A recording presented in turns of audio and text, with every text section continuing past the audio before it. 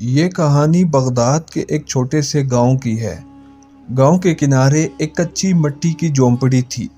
چھت پر گھاس پھوس کے ٹکڑے، دروازہ لکڑی کا پرانا جو ہلکی ہوا میں بھی چرچرایا کرتا۔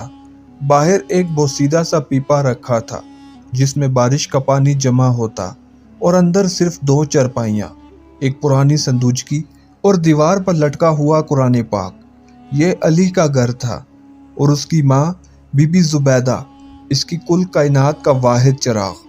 علی کم عمر تھا مگر حالات نے اسے وقت سے پہلے بڑا کر دیا تھا۔ صبح کا آغاز ہی بی بی کی کھانسی سے ہوتا اور علی کے ہاتھوں میں ہل چلاتے ہوئے ختم ہوتا۔ اکثر کھانے میں صرف دال ہوتی اور وہ بھی آدھی، تاکہ رات کے لیے کچھ بچ جائے۔ مگر کبھی علی نے شکوہ نہیں کیا اور بی بی نے کبھی اپنی تھکن ظاہر نہیں کی۔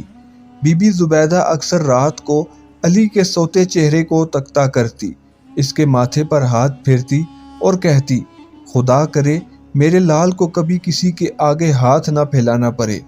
ان کی دنیا چھوٹی تھی مگر محبت سے بڑی۔ غربت ان کے جسموں پر تھی، دل پر نہیں۔ اگر علی کو ایک پرانا جوتا بھی مل جاتا تو وہ پہلے ماں کو دکھاتا، دیکھو امی اب میں شہر جیسا لگتا ہوں۔ بی بی ہنس دیتی مگر آنکھوں میں آنسو چھپ جاتے۔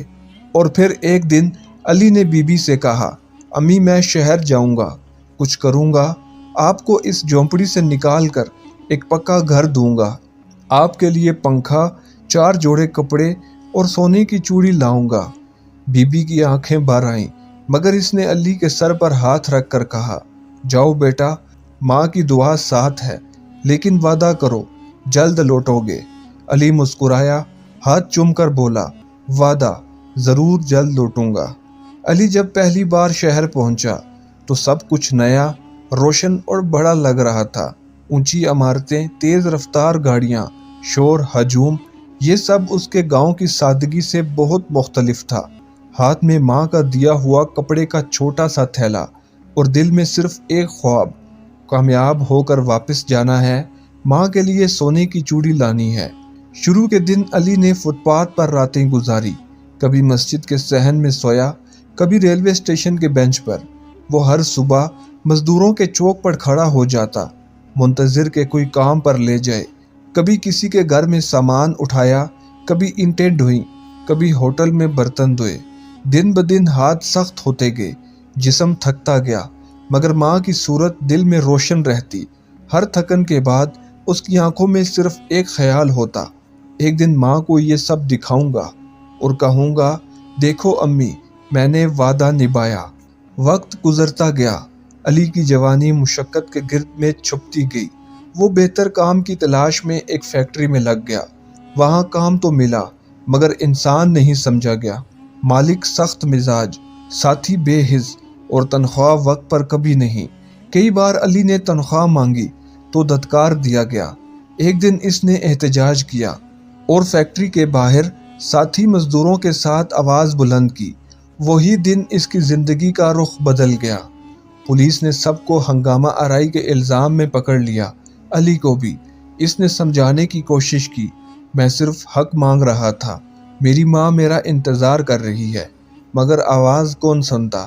کاغذوں میں علی قیدی نمبر 204 بن گیا۔ جیل میں وقت جیسے تھم گیا، دن رات موسم سب ایک جیسے لگتے۔ علی دن میں کام کرتا، رات کو چھت کو تکتا۔ اس کی یادیں اسی جھونپڑی کے گرد گھومتی تھیں جہاں ماں ہر جمعے کو اس کا خط پڑھا کرتی تھی۔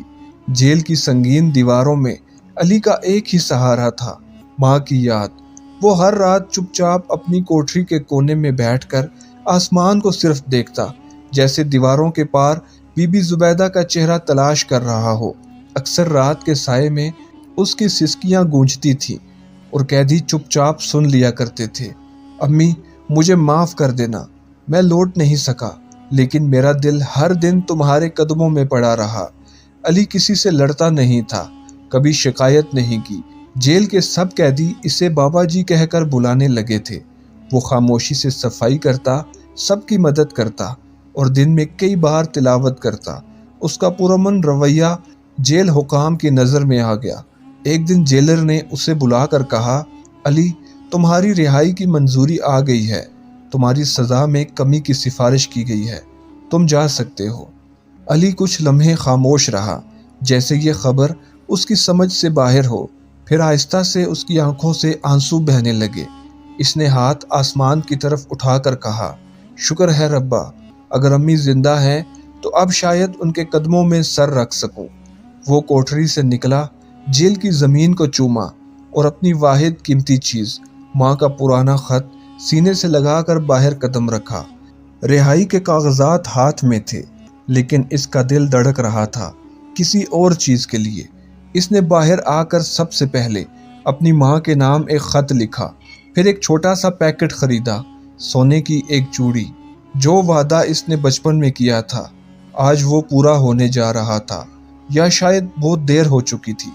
अली सीधा गांव की तरफ रवाना हुआ, दिल में माँ की दुआएं और आंखों में बेशुमार पछतावे। सुबह का सूरज गांव के सरसब्ज खेतों पर अपनी रोशनी बखेर रहा था, मगर बीबी जुबैदा के आंगन में अब भी अंधेरा था। वो रोज़ की तरह पुरानी चरपाई पर बैठी आसमान की तरफ देख रही थी, जैसे वहाँ से कोई उतर आएगा। ये गांव की वो माँ थी जो हर दरवाजे की दस्तक पर चौंक उठती, हर आहट पर दिल धड़कने लगता। उसकी उम्र धूप और इंतज़ार में बीत गई थी। गांव वाले अब उसके हौसले पर हैरान नहीं होते थे। वो जानते थे बीबी जुबैदा को तो बस अली का इंतज़ार है। अली उसका इकलौता बेटा था, जो 10 साल पहले बड़े ख्वाबों के साथ शहर गया था। जाते वक्त उसने अपनी माँ के हाथ चूम कर कहा था, अम्मी जब सब कुछ बन जाएगा तो वापसी पर आपके लिए सोने की चूड़ी ले आऊँगा।